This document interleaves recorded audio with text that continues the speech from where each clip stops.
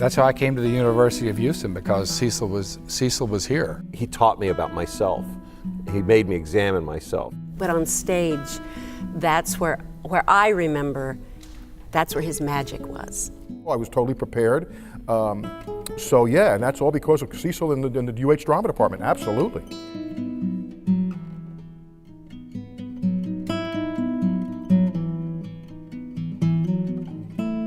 Good afternoon, I'm Ernie Manouse, and welcome to an Afternoon with the Artists. Today we're here to celebrate the profession of acting, University of Houston's School of Theater and Dance, and the career and legacy of acting teacher and director Cecil Pickett.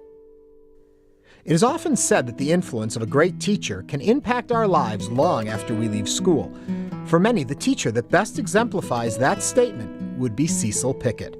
Pickett, who earned his master's degree in drama from the University of Oklahoma, decided his passion did not lie in performing, but in teaching and directing. In the 1950s, Bel Air High School recruits Pickett to come to Houston and help build the school's fine arts program. At Bel Air, Pickett helps mold the career of Randy Quaid, Brent Spiner, Trey Wilson, and his own daughter, Cindy Pickett, creating such a strong theater program that Bel Air earns the nickname the Yale of the Southwest. In 1968, after 12 years of teaching and ready for new challenges, Pickett leaves Bel Air, eventually finding himself at the University of Houston, with the job that would truly establish his legacy and impact the world of acting. As an associate professor of drama, Pickett encounters many of his past students, plus many new and impressionable talents, such as Dennis Quaid, Brett Cullen, and Robert Wuhl. To this day, Pickett's pupils still credit his mentoring as a major factor in their success. Additionally, for several years, Pickett directs the Houston Shakespeare Festival, a University of Houston program started in 1975. In 1989, Pickett retires, having taught over 1,200 students.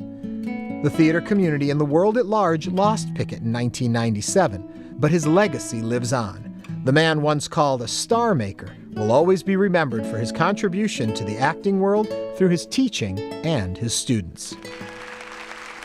First, welcome to the stage from Guiding Light, we have someone you probably all know as Ferris Bueller's mom, Cindy Pickett. From The Right Stuff to Far From Heaven, from Great Balls of Fire to The Big Easy, Emmy and Golden Globe nominee Dennis Quaid. From Falcon Crest to Lost, Friday Night Lights to The West Wing, please welcome Brett Cullen. And from Bull Durham to Batman, but you probably know him best as Arliss, Robert Wuhl.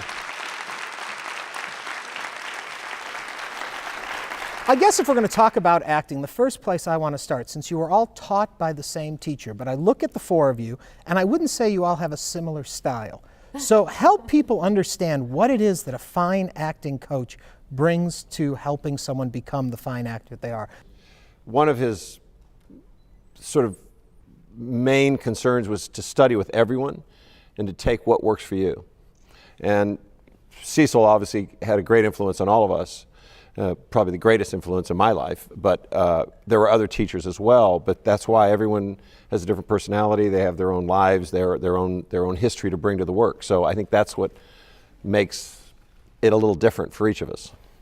Yeah, Cecil taught acting as a craft, and I remember being in the first week of his class and having a wonderful gift of knowing what I wanted to do with the rest of my life.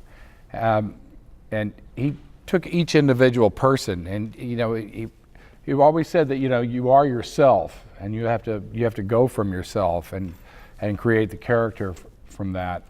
And like Brett said, he was always open-minded too, and in a way that he would say, you from any teacher that you have, you take what you can use, and cast off the rest. Well, with Cecil, he used pretty much 99.9% of what he said. And he was also taught with constructive criticism rather than just trying to build up your ego. He would tear it down. Very constructive criticism. He would tear you down, and then he would build you from there. We all ran off stage crying, all the girls, at least once. How different was it, though, to have him as your father and your acting coach? You know what's funny? Because, I'd ride to rehearsals with him, and I'd ride back from rehearsals with him, and I kind of always wanted to have the relationship they had with him, but I felt like he might have talked more intimately with them about his life than maybe he did with me as his daughter. You know, I know I would hear things people would say that he had told them, and I thought, well, he never told me that. And you know, he kept the daughter-father relationship different. Right. And yet he was my mentor. He really had a sense of ethics about the profession, any profession, but the profession of acting. You know, I mean, you know, you hit your marks, you were on time, and he dug deep. You know, he didn't let you be lazy. You didn't let you just say the lines and hit your marks. He was brutal. He would not. He expected you to do your homework. He expected you to do your homework, Right. and if you didn't, he sent me off stage crying many times, you know, and I came back the best I could be just to show him, you know. Yeah. And Robert, how about for you? Slightly different, only in the sense that I wasn't a drama major, so I came into it later. And as anybody here who's there, I'm the last guy who should be up on, you ever thought was going to be up on the stage. So, however, the influence he had stays with me always. In fact, in comedy, and he said, what makes the unskilled eye laugh makes the skilled eye cry. And it stayed with me always, especially in comedy. Especially in comedy. Also, he was entertaining as hell. That's the other part of it. You know, it's like Simon Cowell. He'd rip you, but he's entertaining. You know, there was a point he would just tear into people, and I kind of like that. You know, and the other thing about him I always remember is that another great thing. He'd say you learn a lot from a great director. You can almost learn as much from a bad director. Do you remember that? He would talk about you can learn from a bad director also, which is I always thought was very interesting. He was special. He was a good teacher. Was he also a good director? And do those two always go hand in hand? I can't answer that because he was smart enough never to cast me.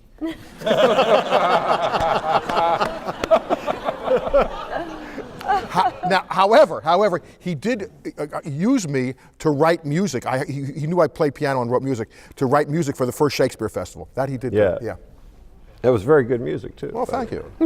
You were in that show. It was Midsummer. Midsummer. Yes. Then I will toss the question back to you then. Okay. Does it go hand in hand being a good teacher and a good director? Well, I think it's the individual, but in his case, he was an amazing teacher, but to me, his gift was working with us as students when he directed us. I mean, in class we did our scenes and he, you know, but on stage, that's where I remember that's where his magic was he, you know, they used to call Bel Air High School Little Broadway because his shows were so professional and they were so good and they were magical. They were just, and his genius was directing, but he was a great teacher as well. Dennis, what brought you into the program? Well, at the time I was going to be a veterinarian. How'd that work out for you? I didn't know that. And I used to, and Randy, my brother, was at Bel Air High School and involved in the drama department. And I used to come and watch rehearsals over there with Cecil and, you know, everybody who was there. And it started to take over me. And I started to develop a relationship kind of with Cecil. And so I followed. That's how I came to the University of Houston, because Cecil was here. He gave me, like I said, a gift. It's the luckiest experience to be 18, 19 years old and know what you want to do with the rest of your life. And I was just sort of wandering around before that. But like I said, he taught it as a craft. It was something that I could actually touch. As a teacher, I've never met anyone who so profoundly changed my viewpoint on life, not just as an artist, but he taught me about myself. He made me examine myself. He also made me read more than I'd ever read in my life. I took almost every English course at this university because he made me. And I said, why do I have to do that, Mr. Pickett? And he said, because all of your work's going to come from literature. So that would help me. But he made me examine myself, who I was. He would make me do a scene as Brett.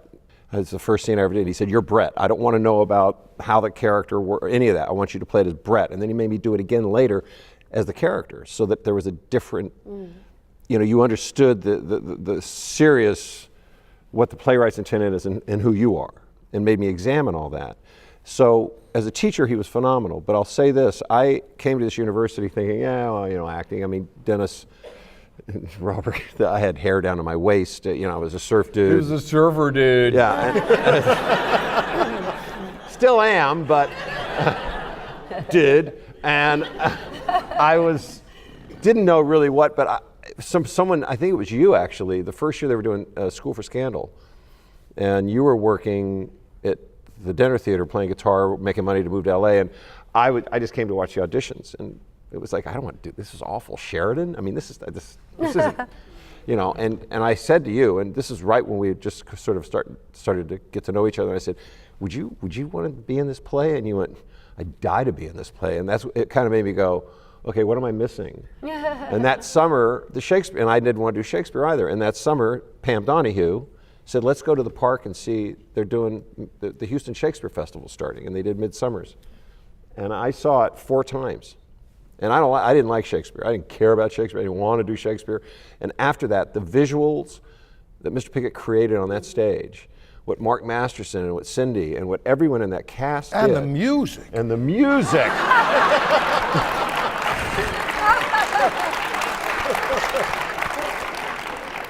I'm sorry. I was getting there. But that changed my opinion, and I ended up doing the Shakespeare Festival for the next 4 years. Because I went, well, I don't know if I'm going to be any good, but I want to try this, because it's the most difficult thing for an actor to do, I believe. But his direction as a director, I think, was some of the most brilliantly designed theater I've ever seen in my life. A lot of directors try to create that visual moment on stage. What worked for him? He really understood composition. Yeah, composition. He Absolutely. always talked about composition, and even Tableau. He always had even tableau. down to like the character that you're playing and where you are on stage and what that says and what it meant.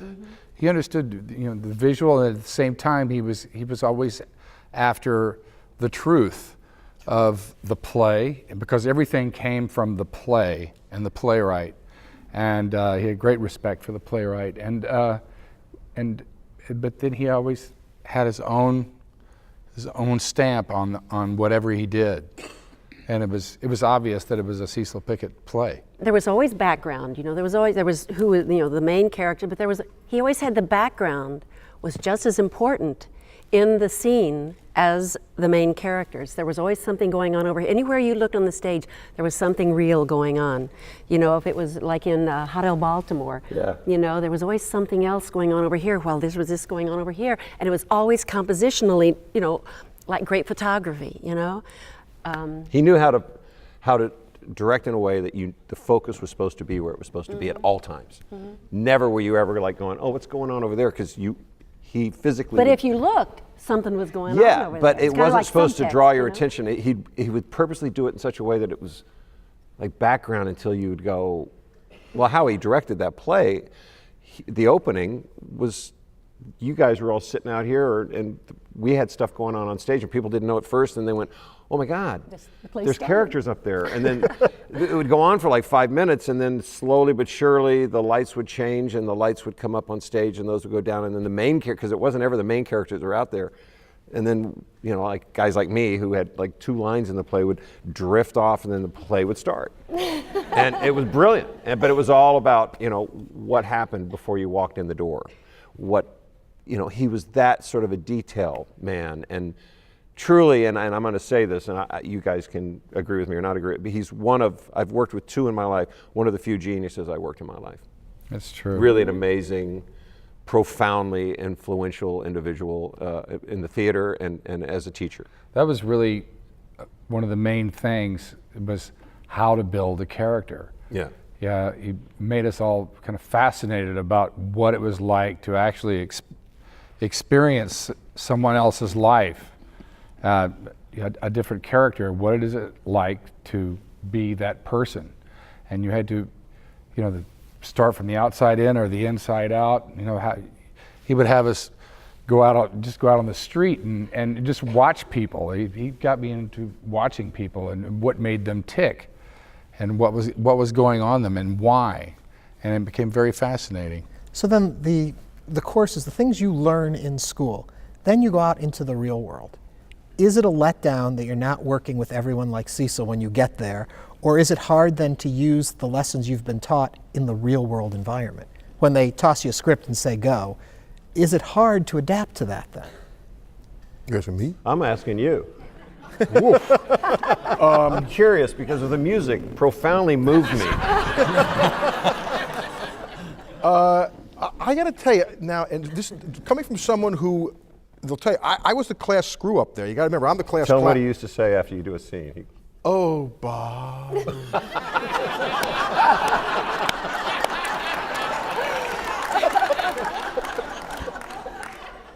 Now, you got to remember, I wasn't a drama major, so I come into it, and I learned that it changed my life totally, coming into that. And because, first of all, it changed my life because the greatest thing in life is being a straight male in the drama department.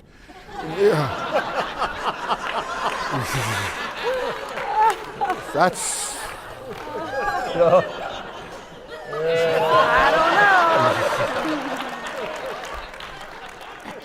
That's one step. The other thing, however, when I got out, and remember, I'm not the guy who studied and took it as seriously as much. However, because of Cecil Pickett, when I got out there, I felt I had a huge leg up on everybody. Didn't you feel that way? Yeah, that's what I wanted to. That's what I wanted you to answer. Yeah, I felt I had a huge leg up because he taught you the craft. And I'm a big person on craft. I mean, he taught you basics. What is your intention? What is the obstacle? Yeah. What is the obstacle? What are the beats? What are the motivations? Beats? What does the character want? Yeah. What does he really want? What does he want? What's the action? Yeah. What is the history of this character? What is his he'd have us write biographies of the character to, starting from birth, where they came from. Really, it was important. Robert to never create, did. created. Well, it shows. That's why you Maybe were he in didn't any tell of you that, but he told me that. But to create a life for this person Yes. that you could fall back on and go from. But do you have the opportunity to use those skills when you get out in the real world? You go into guiding light pretty early on. Mm-hmm. You're given, 80 pages a day to memorize? 30 pages 30 a pages? night, yeah. Can you have that process when now you are a working actor? He definitely, I mean, I can say, I know you worked with a lot of people who are probably as good or, but I really never, I think I found one other director who I found went as deep as my dad did, to create a character. So I not only grew up, he put me on stage when I was 6, and I used to sit on the front row of all of his productions until I got to Bel Air High School.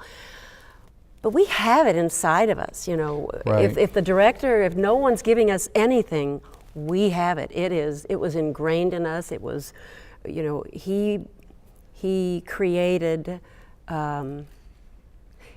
he helped us be able to create a character without any help from anyone else. Well, he used to say this too, because it was about technique as well as instinct. But as far as the technique part of learning all, giving us these tools to work with and how to build a character, he'd say that this technique is something that you learn and then you forget. Yes. And it just becomes a part of you. And He was all about that truth. that was where he was, like learning to ride a bicycle. You don't think about it after a while. It just becomes something that you do. The ability of the fortune and the ability to study with someone like him and to learn. I mean, just a quick side note, my first day in acting class, in Acting 101, I think is what the class was called, he handed us a book. He said, go get this book. It's called Acting Professionally. And it's about that big. It's really thin. And he made you read it. And the next day, in the next class, he said, okay, let's go through this. There's 120,000 members of the Screen Actors Guild. The average salary of the top 15% of the guild is $3,000 a year. This is Actors Equity. This is AFTRA. And then he said, okay, you got that? And we're like, yeah. And he goes, anyone, if that scares you and you don't really want to do this and take it seriously, leave. And a couple people left. So he gave us a realistic vision of what the world was that we were getting ready to walk into. But he prepared, I believe, anyone who studied with him, when you left the school, you had the tools to work with the worst directors, the best directors, mediocre directors, and directors that don't direct at all, so that you end up doing it yourself because you have the tools to do it. And to create character, and to create a true character that's honest and that comes to life. And that's what he gave us, and that's what allowed all of us to make a living. Robert, do you take all of those tools with you when you write something too? Absolutely. I think it helped me more in writing. I mean, the effect he had on me is, like I said, so weird because I think of him all the time. And believe me, if Cecil's here today and he'd say, oh, they're having a thing for me, and Cindy and Brett and Dennis and Bob, you know? He would. I mean, but that being said, we did a scene. Dennis directed me in a scene for Cecil, and he was great with us. You know, he was. What did we do? Dinner at 8? Dinner at 8. Dinner at 8. And what I learned from him is the writing, absolutely. Again, and it always, again, part of it comes back to that skill die cry line, always. But it does help with the characters. You know, what are they doing? What do they want? Even if it's a 3-line character, give him something, you know, even in subtext. Try to think, okay, what does he want? If it's a bellboy coming up, maybe he stands there and wants a tip. You know, it's like, give him something to play as an actor. But it is amazing how influential he was on me and how much I appreciate him more with each day. And I wish I had taken it more seriously, actually, in the classes. I really do. He was always supportive. He was supportive of me because I think he got a kick out of me for some reason. And also I think I had a huge love of acting in movies, and I think he appreciated that, the history I knew, and he liked that a lot. And I was coming from somewhere else. Remember, I'm the Jewish kid from New Jersey. What actually brought you to U of H? They accepted me. True story. There was a war going on. There was a war going on, and I had to go to school. I mean, I make jokes about it. I mean, I was the only Jew rejected from the University of Miami at the time, you know.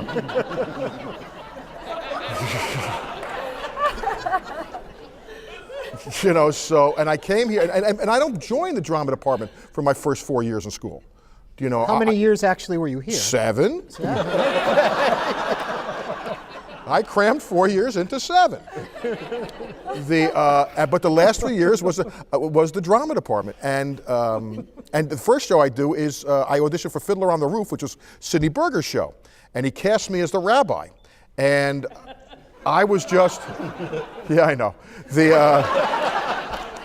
And I'm there, and I'm having a blast. I mean, people are really into this thing, and you know, I'm not in the drama department, so they're really taking this seriously. I'm having a blast, and I'm doing stuff, and I'm listening to the ball game in my ear as I'm doing the lines here. And didn't you play like a Cossack or something like that in Fiddler on the Roof? You had a very small thing. It was like I pulled curtain actually on Fiddler on the Roof. Yeah. I might have walked on as a Cossack. I have a dim memory of it, but I pulled curtain. But then I got more and more into it, and I loved it, and I had a great time. And I met a lot of people who, to this day, one friend in particular, who was a friend of all of ours, who really got me into Cecil, was a guy named Tim Arrington. And Tim's no longer with us, but he was big. I mean, he was a character. He was an ultimate character, became a dear friend, worked with me on Arliss, and he died. But he was important. But he bred, you know, he breathed the gospel of Cecil Pickett. When you left here, did you go right into showbiz? Yeah, I went up to New York and started doing stand-up comedy pretty soon. I started writing for Rodney Dangerfield and comics, and then that led to opportunities. And because I could act, I had an acting background, I had a craft. Unlike a lot of other comics, who first go to take acting lessons. I was way ahead of the game then. I was so far ahead of it, so that when I got an opportunity to do a movie, I was ready.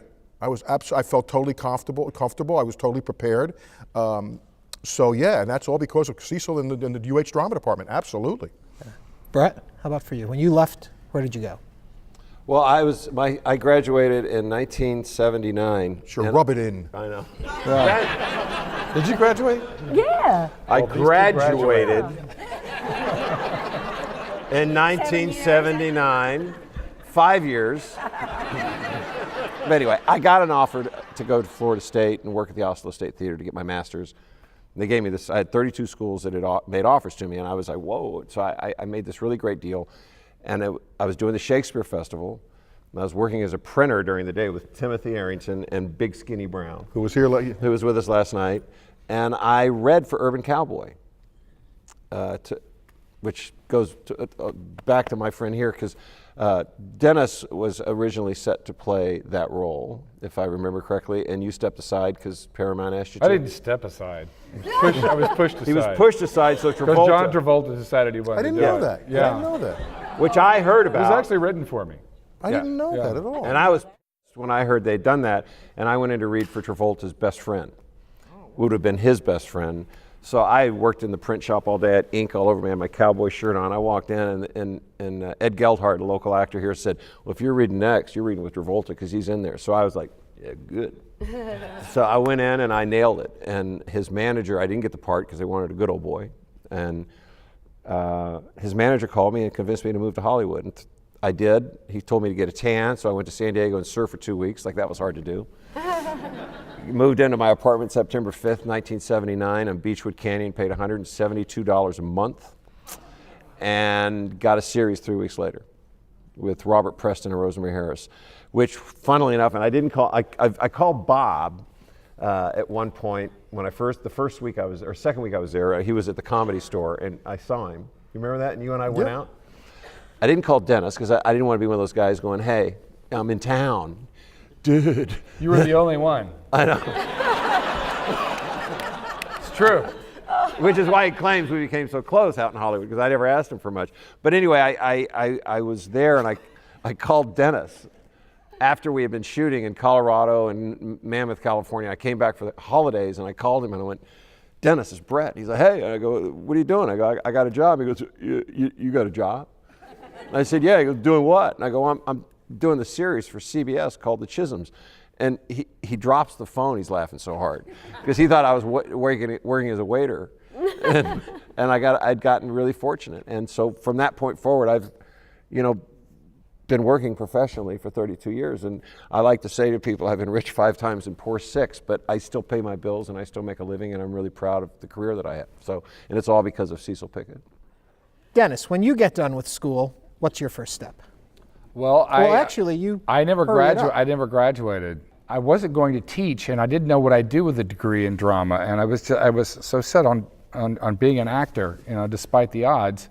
And so I went out to L.A. in my junior year. It went about it in the way that I'd learned from Cecil, and also from my brother and Trey Wilson and everybody who had gone out from Cecil's class before. It took me a year to get an agent, and then I got a job.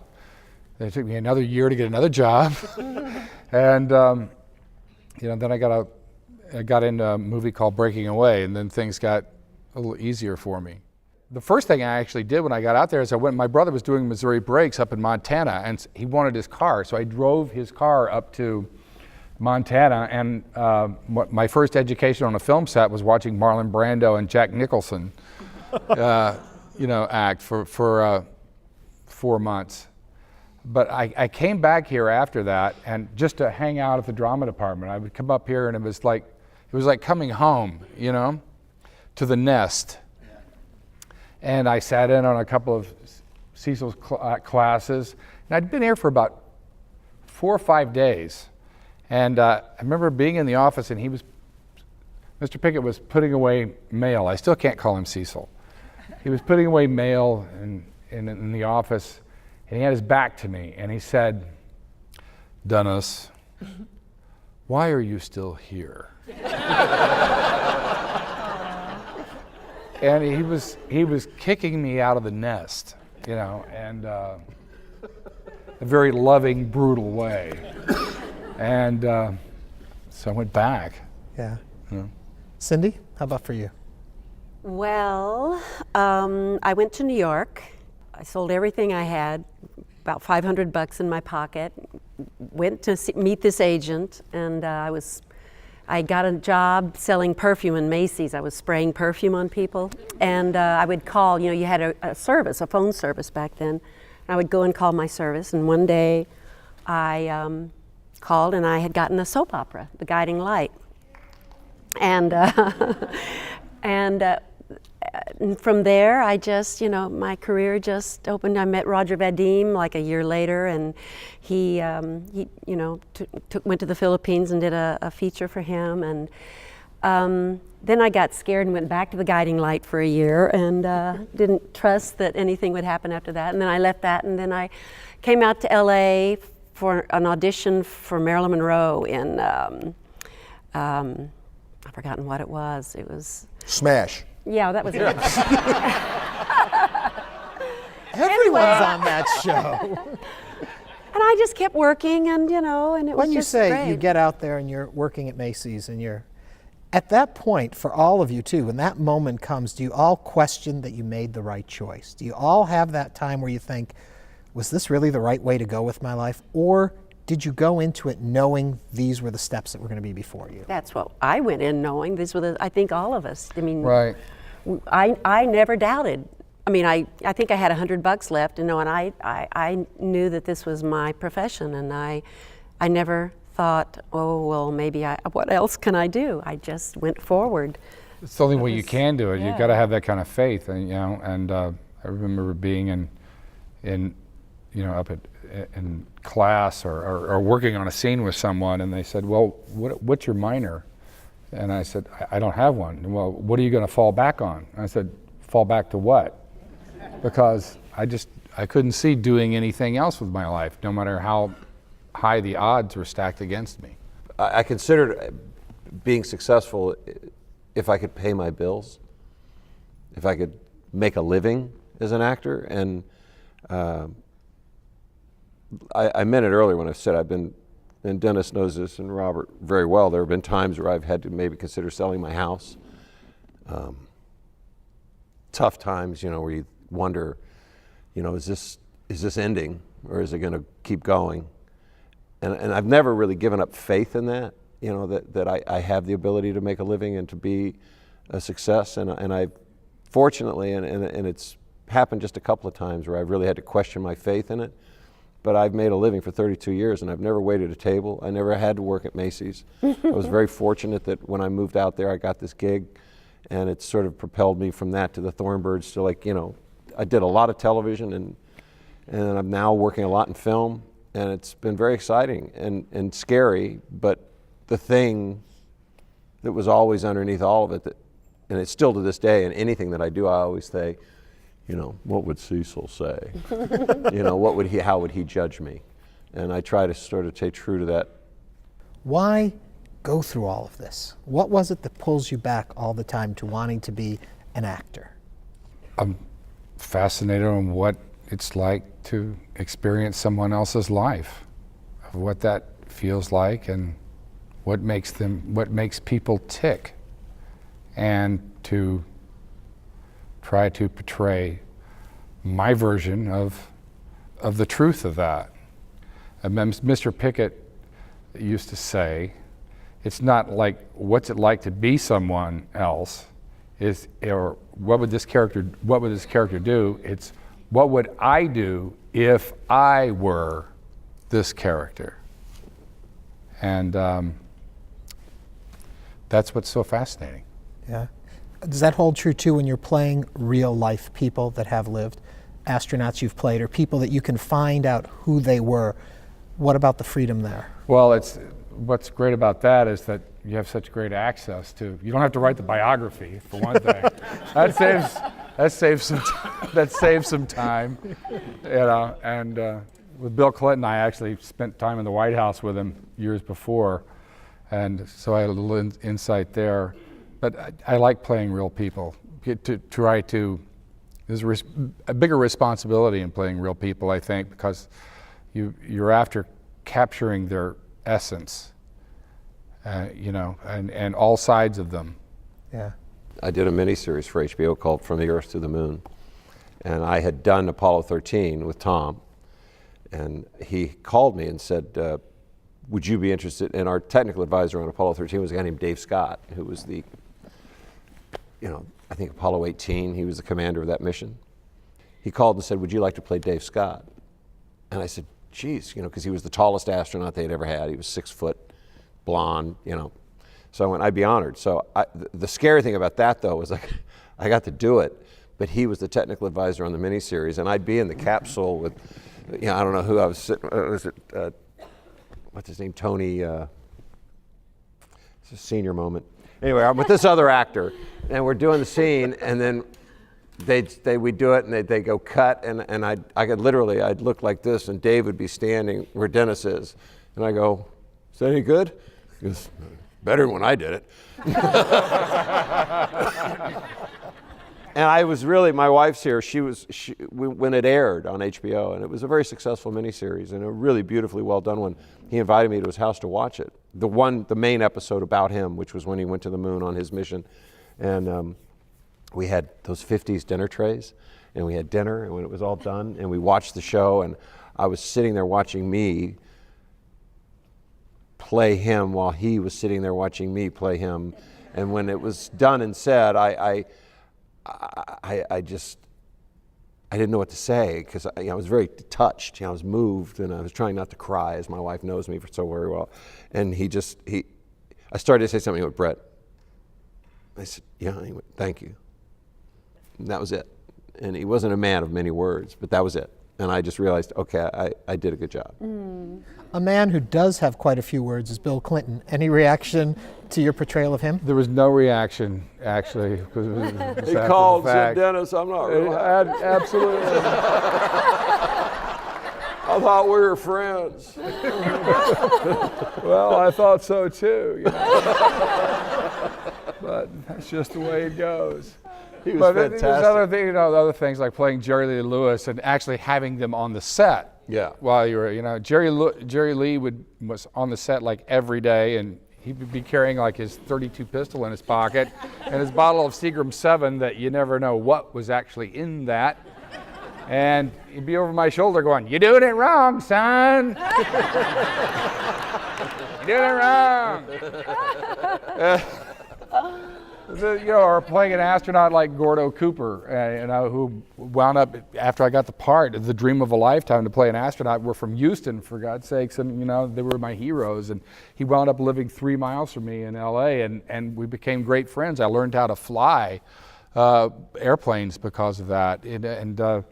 Or Doc Holliday, fell in love with him, and really used Cecil's work on that, like losing 42 pounds and to see what it felt like to have his illness. And it's fascinating about acting is when you get out there in the world like that, and you get to go through all those doors that say authorized personnel only. To get into all these other worlds that you would never have a chance to in life. I got to go up in a T-38 doing Call to Glory. Oh, that's right. A T-30, a trainer jet. Yeah. Civilians don't do that. Just throw up. No, I did not. Throw up. I did. Did you eat bacon? You ate breakfast. Oh, I barfed in my helmet. Oh. Robert, let me ask you, when you are then creating a character, when you're building a character such as Arliss, where you are actually starting from the blank page to create this character, is that the opportunity to bring in all the things you want to play with and try and do, or do you have to be very disciplined when creating? Well, Arliss was a little bit different. Arliss started out as a mini-series. They came to me and they asked about doing a Spinal Tap of sports. This is HBO.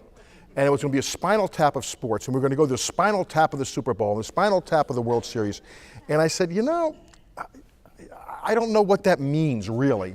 But I'll tell you what I would like to do, because I saw it on the Muppet Show and some other stuff that was similar to that. I go, I'll write a 6-episode miniseries of a satire of world of sports as told through a very self-serving sports agent. Now, sports agents had not been in the mainstream that much at that point. So I was using that, and I was using actually Donald Trump's The Art of the Deal as in fact, Arliss was always a book. It always opened up as a book, The Art of the Sports Super Agent, which came strictly from Donald Trump, because I never found anybody more self-serving in my life than Donald Trump. I mean, and I always loved the idea of he's telling you how he did it, and then I could show counterpoint in what really went on, as he was narrating how I did this and I did this, and you saw it really went on. So I went and spoke with a lot of agents. I spoke with a lot of agents who, and by the way, I always looked at it as a guy running a business. I didn't look at it as a sports show. The greatest compliment I ever had was, one of them, was Fran Lebowitz, the writer. You know Fran Lebowitz, right? She met me in New York one time with a chain smoke, and she says, "I hate sports, but I love your show." Because it wasn't about sports. It was about characters in the world of sports. And that goes back to the acting. It was a guy running a job. He just happens to have a unique clientele, and he's an agent. He is a sports agent. And an agent is parasitic by nature. It is, whether it's a real estate agent, a theatrical agent, a travel agent, he is an agent. So now he happens to have a unique clientele because they're very young, they're very rich, and they play in a big thing. So I learned a lot, and I knew about sports, and I knew professional sports, and I was much more involved in human nature. I was more involved in telling stories. I wanted to tell stories about somebody coming down with Alzheimer's. I wanted to talk about domestic violence. As funny as it was, I wanted to get darker. So Arliss was a little bit different. Now also I'm creating the character and I'm writing the character. So it was a little bit different, and I'm doing an HBO series, which was wonderful because, as we've all done on HBO, you don't have to you don't have to worry about commercials, and you don't have to worry about commercial sponsors, and you don't have to worry about subject matter. So that was a great, that was just a great, from a creative point of view, just a great experience. Yeah. You talk about doors opening up. And so you've got to think, when you become identified as Ferris Bueller's mom, there's something that's going to be with you. I mean, it doesn't matter what you ever do. You're always going to be known as Ferris Bueller's mom. And she did have a name, but it's always Ferris Bueller's mom. Isn't that funny? Do you know the character's name? Katie. Katie Bueller. Okay, so Katie, when do you realize what you're making is going to work? Oh, well, we didn't know. I mean, John Hughes had a series of movies, Pretty in Pink, and I think Breakfast Club was, I can't believe. Sweet 16. Yeah, Sweet 16 Candles. 16 Candles. 16 Candles. And this was just another one of his, and we knew it was fun, but we had no idea. And honestly, when it came out, it wasn't what it became. It just was the one of all of those that seemed to hit a nerve, and that it was kind of timeless. I mean, it was what he says, that last line at the end of the movie, "Life is short, be sure and enjoy every day." Just really, I think it was just an iconic movie. It's just a classic. It hit everyone, no matter what age. And so no, we didn't know. Yeah. I think your dad used to actually say that's how you know that something is universal, or that it's art, is 25 years later. Yeah. Does it stand up? Is it still fresh? I was in Batman. I mean, when that one was, you knew it was going to be this big explosion going to happen. That's something. I still get card show stuff from from all these later. I did a cult movie called The Hollywood Knights, my first movie ever. New bomb. And to this day, outside of Arliss, I get stopped. Maybe Batman. I get stopped more for that than anything I've ever done. So you do touch. It is amazing. I mean, what do you get stopped the most for? What do you get stopped? I get the Lee? Rookie and Rookie, sure. And Jerry Lee and The Right Stuff. Yeah. Yeah, mine's Guiding Light and Ferris Bueller. And What Brett, about you, Brett? you get stopped for I got it from the Earth to the Moon and the Mostly right these stuff. days is Lost. Of course. And West Wing. West Wing. West Wing. He was the vice. But I president. was also, I don't know why, but The Replacements. The Replacements, plays absolutely. so often. Yeah. Okay, and people are like, you're the quarterback. They don't go, you played Martell. Like, no, you're the. And I'm like, yeah, thanks. But yeah, it's not, obviously I did that very well. Oh, I got to say, What would I do if I were that Yes, character? if I was that's how I'd be. How do you think Cecil would critique all of your work currently? Oh my gosh. Do you want to hear a great story? Sure. At your father's, the funeral home. Oh. I went, and it was really hard for me. I was a pallbearer, as was Dennis, and it was the night before the funeral, and I was there, and some girl came up to me who was younger than I and had studied with Cecil, and she said, Mr. Pickett always talked about you. And I said, really? And she goes, yeah. And she goes, I once asked him if you were a wonderful actor, and he said, Brett works really hard. That's high praise. Well, no, and I initially high went, praise. oh my God. Not, after all this and the love I have for this man, I work. And then I thought about it and I realized, because my relationship with him was, I was a baseball player and a surfer who came here, and I didn't know the theater world. I didn't know how it worked, the clicks and all that stuff. And I just kind of was like, dude, I want to do this. And you kick my, I'm used to coaches who kick my, and he did. And he made me work really hard. And to this day, I still go, I learn every second. I never stop learning. And I learn when I work with a bad director or see a bad movie or I see a brilliant film. When I see bad actors making mistakes, when I see bad behavior on set, I learn from that. And I still, to this day, I mean, I go back, I still have, because your dad taught Stanislavski and he also taught Uta Hagen. Those are his primary sort of, I think he started Uta Hagen after you had left, really. But I used to refer to her all the time. Right. I have his book still, and I have it, highlighted in areas that, he really would beat us up on. And I remember going back just about a year ago, looking at it and going, forgot that. But it's a constant process of doing that. But I work really hard, and I think now I look at that and I think, he's perfectly on the money. Yeah, I don't think I'm Brando or Sean Penn. I'm a really good actor, but I want to learn, and I work hard at it. And I realized later that I should have been really flattered instead of what does that mean? But Do you ever feel you have arrived? In fact, he used to speak of that. Once you feel like you've arrived, you're dead. Because you stop learning, you stop exploring, and you just rest on your laurels, you become lazy, and it affects your work. I would think Cecil Pickett would be so proud of you, because Dennis's career, Dennis, in the beginning, a lot of people, because he's young and incredibly good looking, he was a leading man. But I always said you'd have no idea how good an actor Dennis is. He's going to get into a character, and as Dennis's career has gotten, as we've grown older, Dennis has become as good an actor, and they say the term character actor, and Cecil used to say all acting is character acting. Yeah. You're playing a character. And people, whether it's Bill Clinton, whether it's the guy in Days of Heaven, or whatever, Far From Heaven, pardon me, and all the Doc Holliday, Dennis is a great character actor. He is going to be. Dennis's acting is so good, which is a lot of pretty boys, and they get older, do not do well. They don't have the background. A lot of them are ex-models, and they mumble. They don't have the presence. They don't have the craft. They don't have the technique. They don't work as hard as this man does. I think he'd be so proud of your career, even now more than ever, because of the body of work you have done. I really believe that, and I tell everybody that. Me, on the other hand, Now, what would he say about your career? let them talk about that. I can't imagine what he would think. I mean, I went to the point. He'd be proud because I think he would be extraordinarily proud of Robert. Yeah. From the stand-up Yeah. to Arliss, or to stand up to the films, to Arliss and History 101. And he called me once and he goes, "I'm doing this TV show." This is Bob, he's funny. He's like, "What do they pay on these things?" So I go, "Well, this is generally what top of the show is, which is what they kind of pay these days." He goes, he's doing this thing. So he calls me, I tell him, and he shoots it.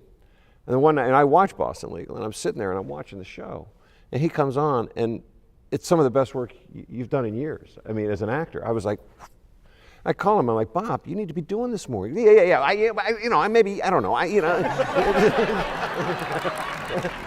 But it's like, it was fantastic. And I think Cecil would be extraordinarily proud of how you've grown as an artist, how you've grown as a comedian, as a writer. I think he would be thrilled, and he might cast you now. 50-50. Maybe. Cindy, was it hard, different, ever uncomfortable having him as your father? And especially when your career gets going, are there the calls? Are there the, you could have, or any Oh, work with you in that? absolutely. But was that uncomfortable, or was that welcomed? No, I mean, I idolized my dad. He was, when I was in high school and when I was in college, I had to really earn a role because he didn't just give anyone a role because he liked them. I had to audition and I had to really be right and be the one that was the best for that role. But it was mostly on Call to Glory, which was this great series I did with Craig T. Nelson. Yeah. And he would call me and he would say, you know, Cindy, you're pushing a little much here, you know, and he would, I think until he died, he would call me and when he thought I wasn't being truthful, you know, because he really, really wanted that, he believed in that so much. And you did Shakespeare Festival back when you were here. Yeah, at school. I did Midsummer Night's Dream. And now you're coming back again. Yeah. I haven't done Shakespeare. Good for you. Ooh, I don't even want to count the years. So It's not the doing Shakespeare. It's our senior memory that, you know. Right. But anyway, it'll be a challenge, and I really am excited about it. What makes U of H's Shakespeare Festival so special, do you think? To me or to the world? Both, actually. Well, I think any Shakespeare festival in any big city is important, and I just remember it was such a class act. You know, it's a great stage. It's a great in the Miller Theater. It's I hear they have air conditioning now sprayed out in the audience. I just remember it as being just a powerful experience. Just doing Shakespeare alone is a wonderful experience, and it was very professional, and it was, you know, it was Cecil directing it, so it was brilliant, and I just, you know, I think you're lucky to have that. I think it's You know, wonderful. that was one of the great things about being here at the University of Houston is that you were in a place, you were in a safe place where you could try things and fail and fall flat on your face, and that was the only way that you learned, and that's Right. what Cecil was guiding us through. But you got to do things, you go like Shakespeare or Bertolt Brecht or Tennessee Williams and Pinter, all this material that you never in your career later on are ever going to get a chance to do, probably. And it was great to have that foundation. The first year I did the Shakespeare Festival was the second year, and it was Romeo and Juliet. I played Balthazar. It was Saturday night, and I ran into two friends of mine who I grew up with, who, and I don't know if I can say this on PBS, but they said, hey, Brett, you still doing that acting? And You probably can't say that on PBS. Yeah. So bleep that. Are you still doing that acting stuff? And I was like, yeah, as a matter of fact, I'm doing Romeo and Juliet in the park tonight. Where? What park? And I said, Miller Theater down, you know, Herman. And they go, oh, well, we might come down there. And I said, well, good. And so there's a moment where I run on stage to tell Romeo that Juliet has died. And Balthazar's not a very large role, but it's an important part. So I run on stage and I start to say my dialogue, and Chris Rich, who is an actor in Hollywood, was playing Romeo. And he went to UT, so I run on stage and I go, Romeo, Romeo, my lord. And he turns, and this 7,000 people are, you know, in the theater, and then on the, you know, that hill. It was like 7,000 people, and all of a sudden you hear this voice, "Hi, Cullen!"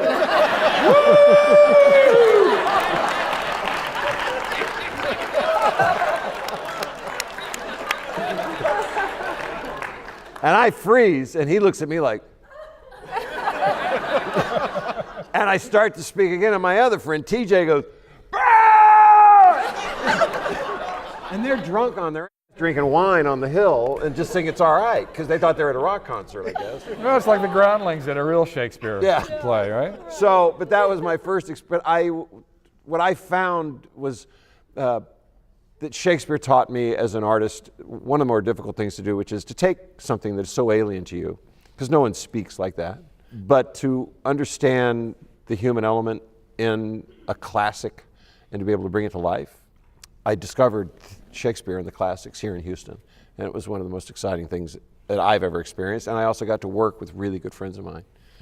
And most of them went to the school here, and I got to hear great music. And my other Robert. experience with the Shakespeare Festival, besides my music, is that I was never in any of the plays.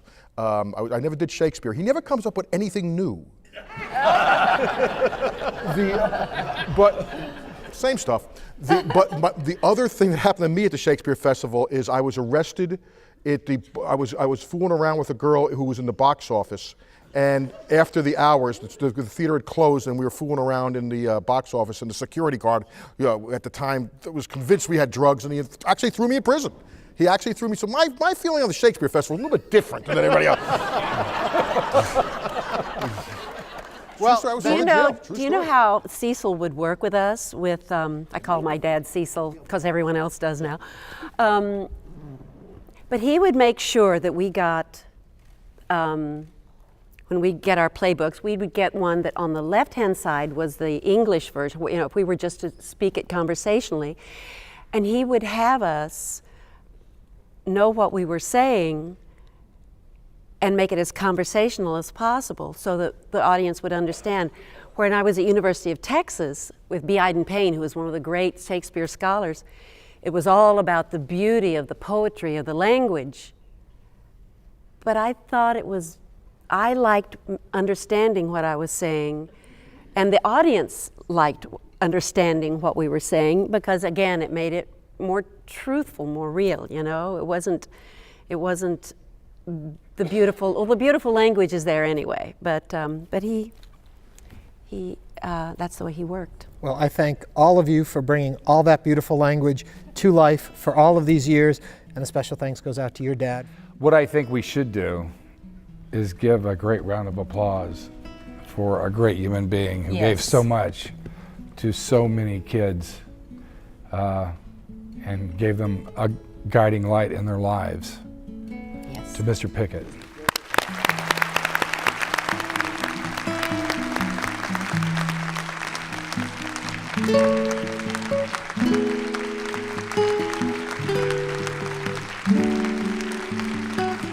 Thank you.